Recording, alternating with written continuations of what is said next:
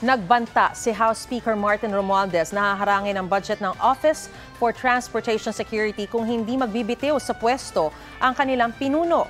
Sabi ni Romualdez na bigo ang head ng OTS na si Mau Aplasca na pigilan ng anyay maling gawain ng mga OTS personnel.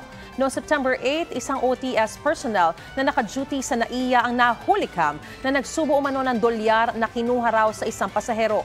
Noong September 13, nahulikam din ang isa pang tauhan na binuksan na tila may kinuha rin sa bagahe.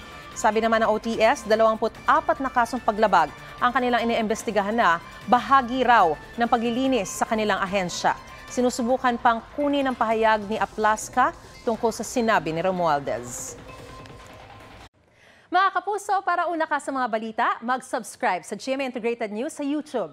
Sa mga kapuso abroad, subaybayan niyo po kami sa GMA Pinoy TV at sa www.gmanews.tv.